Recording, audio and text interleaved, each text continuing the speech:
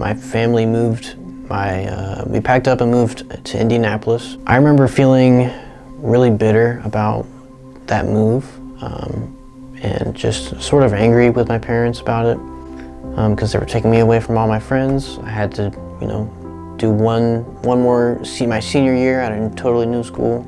It just got worse and worse, and there was a certain event that happened while I was, in Indianapolis living with my parents that really made me mad and angry with everyone, my friends, my parents, God.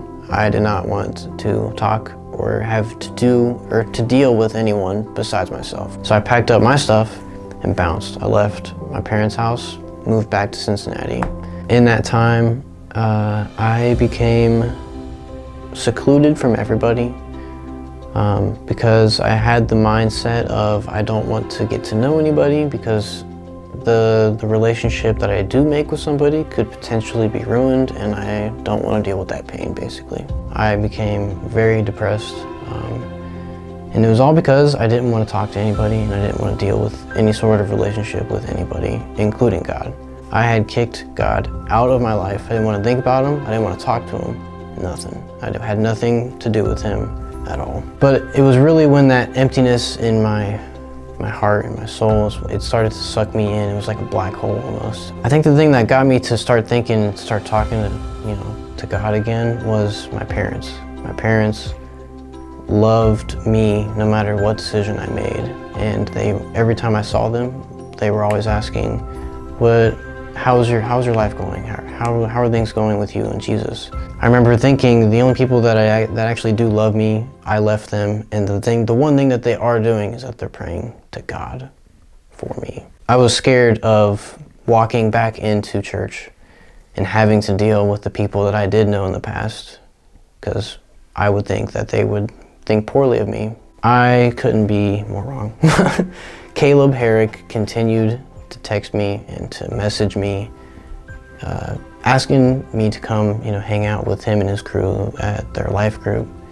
And I didn't want to at first because I was still sort of in this, I want to be by myself type of deal. I don't want to get into a group of people because that doesn't sound fun to me at all. But eventually he kept persisting and I caved in and I went to one, and it was kind of nice. I was pleasantly surprised by the hospitality that everybody gave to me. It was Christ's love through them to me that really changed my heart, and it opened me up. There was a certain point, it was after I had been visiting the Herrick's house, hanging out with the life group. It was a few times after that, and that's when I just had this moment where I basically got on my knees and was like, God, you are the one that I need to surrender my life to. Even though I was hurt, you are ultimately the one that is healing me from that hurt. And I thought it was you who caused it. How wrong was I? He not only changed my heart, he had changed these other people to love me even though I was not a perfect person. I did not want to be there, yet they didn't care. They didn't let me continue to wallow in my sadness in a little hole. I just want to say thank you to all of them because they lifted me up with the strength of Jesus' love.